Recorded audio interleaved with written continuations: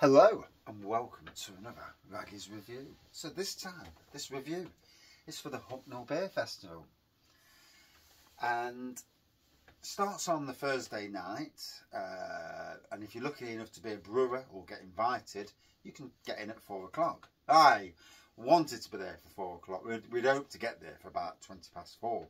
However, no buses came, so bottom buses, not happy with you, but there you go. So we eventually got there for about 10 to 6. Our friends gave us a lift up and we went to the Byrons Rest first. Didn't realise Hucknall had got so many amazing pubs.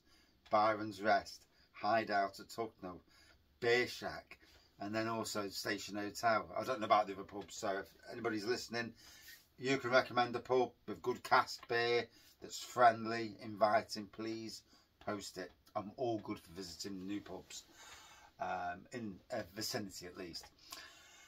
So the beer festival, around about 90 beers, a load of ciders, pricing 75 pence a token.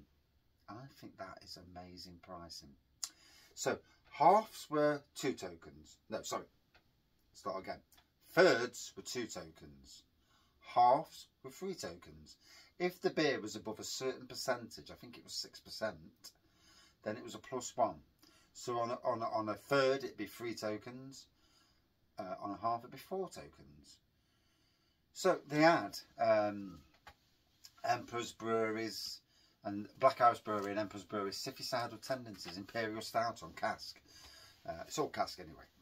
And that was basically, for a half, £3 for a half. Half a pint of that for £3. You can't fault that pricing. I'm not joking. That is good pricing. Obviously, it's for a charity. It's the John Godber Centre, and for the church, I assume that's at the side of it. Ran by Kim, who also is the landlady of the Robin Hood and Little John. And again, the volunteers are there on the bar. They've got a separate bar, which is the normal bar, obviously, where you can get your lager if someone's a lager drinker, but is going with real ale drinkers. There was food there on the Saturday we went. They were cooking food. They had lots of different bits and bobs there. On the Friday, me and the wife got cheese and onion cobs, which they sold as well. They were about £3.50 a cob, so that was nice. You know, you need something to soak the beer up. It's also the host of the Spike Golding Trophy. Now, here's the critical thing for me, and I would absolutely say this. The Spike Golding Trophy is the Nottinghamshire public, and whoever else comes up. I had friends from all around the country that were visiting Nottingham to go to this beer festival. And I bumped into one of them on Saturday when I was there. And his favourite beer wasn't actually one of them. It was a Magpie Brewery beer, 10 for Sorrow or something. But yeah, funny. But yeah, when I went on Thursday, it was reasonably busy. Friday, I seen the photos on Friday, but on Saturday, wow, the support. And I was speaking to the Byrons Rest today, and on Sunday this is, and it's their busiest weekend of the year. So not only is the beer festival great for Hucknall, great for the charity, great for beer fans like myself, but it's great for the local area, all coming to get some decent beer and you know, and chat to other people. It's what it's all about. You go there, you chat to people. I mean, I bumped into the landlord from the Byrons Rest. Never seen him before. Friendly as they come. Bumped into him. Bumped into all the brewers that I know anyway. And chatted to them. Them that were there. I mean, I got there late. So half of them had probably gone by the time I even got there. Or going. Because they'd already been at work all day, hadn't they? Lenton Lane Brewery obviously won it with Escape. To be fair, I chose another beer. But... and that's the beauty of it. It's not like beer festivals in London where it was the sponsored beer that got number 2.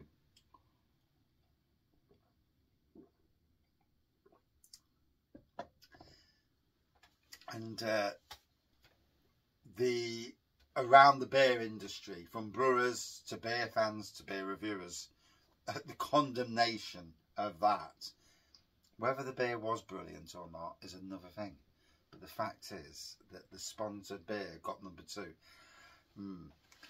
But in any case, a great range of beer, you know, lots of local breweries involved. Great to see the breweries in the competition. We had Blue Monkey, Magpie, Shipston's, Beer Mats, I'm glad to see them in it, Lenton Lane, Liquid Light, Lincoln Green, Black Iris, for the first time that I've seen Black Iris. I'm going to miss somebody off, aren't I? Apologies if I miss anybody off. Yeah, like a good range of bag-in-box ciders as well. The only thing I would have loved to have seen there would have been a Snenton Cider Company bag-in-box. However, I'm not part of the you know, the picking of the ciders for the event. A lot of great breweries there. A lot more local breweries this year than last year, from what I remembered. Maybe that I just can't remember. Yeah, but Welbeck Abbey Brewery were part of that.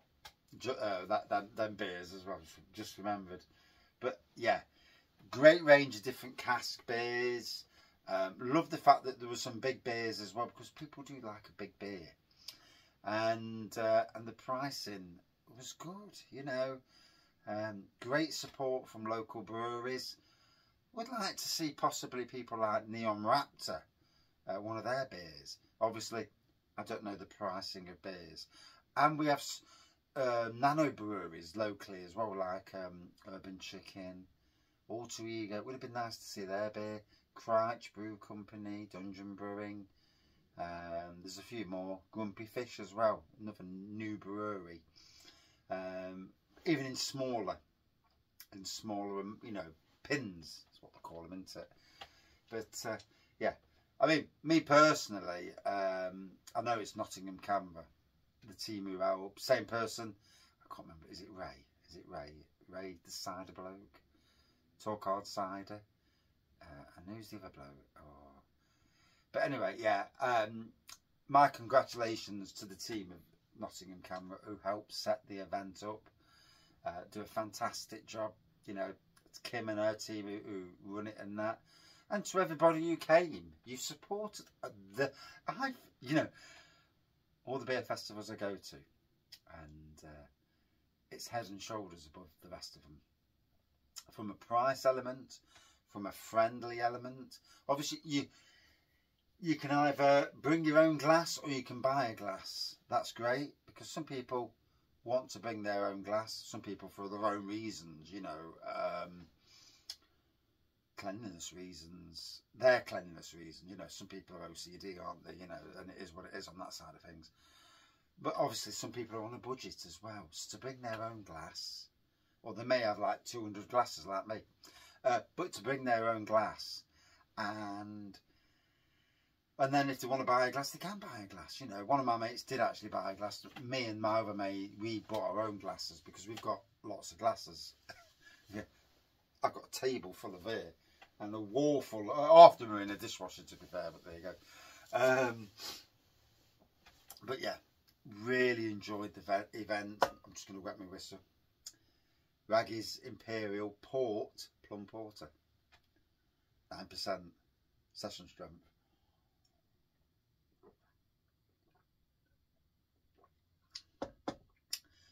The value of this event to the local community is staggering, because by train, tram, car I suppose in some ways, and bus when they run, it brings people into Hucknall, and it's great for that local community. Would I like to see another event, a second beer festival in the year? Like a late autumn? Yeah, oh yeah. I'd like to see an autumn and a spring Hucknall Beer Festival. With the organisation, the people involved, their love of beer, You'd probably have to do it like end of November to keep it away from Robin Hood Beer Festival. But wow, yeah. So you know what it does for Hucknall as a town is great. I mean, I did speak to the chap who's the landlord of the Byrons Rest, and he says it's his busiest weekend of the year. That's amazing. That really is amazing. And you turned me into a real fan of the Hucknall beer scene. You know, with the free micro pubs and the pub, and maybe I'll venture further in and try other pubs and see what cask they've got on. You know, the good beer pubs anyway, the good real ale pubs, and see what they've got on, and the support for the local community. Yeah, it's so important. The amount of people there, it was a good blend of age, from younger, you know, 18s and upwards, to, you know, some this old age pensioners and that. And it was great to see the community. And in any beer festival, do you get the ladies, I assume the vicars, serving behind the bar? I mean, that is absolutely amazing. You know, in these times with a world that's strange at the moment, that, you know, that seems to be trying their best to mess with the world, that we join together, and yeah, to everyone involved, breweries, local community, and certainly to everybody involved actually with the beer festival, you've done an absolutely amazing job. And from this channel, you know, for what little it means in the grand scheme of things, but from somebody who is a real fan of beer and has been doing this beer review thing for the 6 years now. This year it's 6 years in May. I must do a big celebration of it. Yeah, I've drank some great beer there, and I did over the weekend. There will be lots of reviews coming on the channel, all short reviews, because you can't do long reviews when you're in the middle of a beer festival. Although I did do short reviews. Drank a lot of beers, drank probably about 20 beers in total. Some I did reviews, and a couple towards the end where I'm getting a bit rough. I didn't. There you go. Some surprises. What I also liked, and I'll just divulge back into the judging process, is the fact that the beers did not have the brewery names on. That's critical. And I think it's critical. And like the beer with no name from Beer Mats, if that beer would have had Mats in the name, it would have been a bit obvious whose beer it was. Ticket to Ride.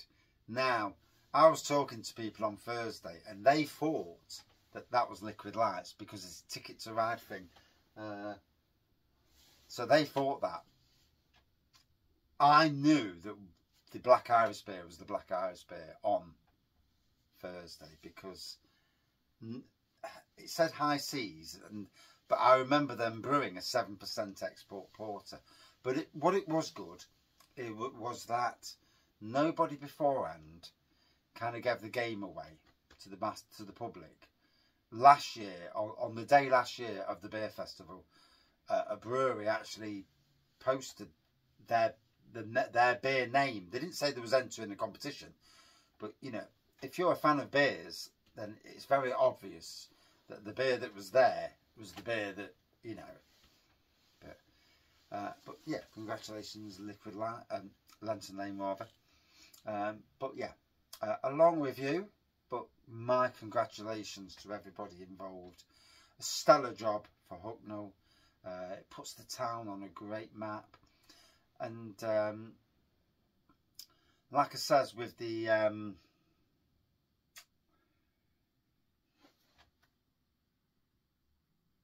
we've travelled to get there on train. My mate Andy of the Happy Drinkers, he came from Beast. He didn't go on the tram, he went on the train. Train to Nottingham, jumped across the lines to the tram. He was there in the other train rather to get to, you know, and he was there in half an hour. So what that means is anybody from out of Nottingham where the train comes through Hucknall can join in. And this, I think, is critical to actually explain this to other areas of the country and say, look, there's a beer festival here, tons of great beers, great microbreweries, micropubs nearby, and you know, some good cast pubs. Get yourself down and come and join in. And that is my review. You know I loved it. I'm definitely going back next year, hopefully on time. And I might have to go on my Todd next year. But unless we can get my little one out of school a bit earlier. But yeah, definitely want to get there on the Thursday again next year with the Happy Drinkers. And thank you. And if anybody's watched this to the end, you've done well. I've waffled, but yeah, it was good to explain all my points and what I thought. Thank you for watching. See you soon.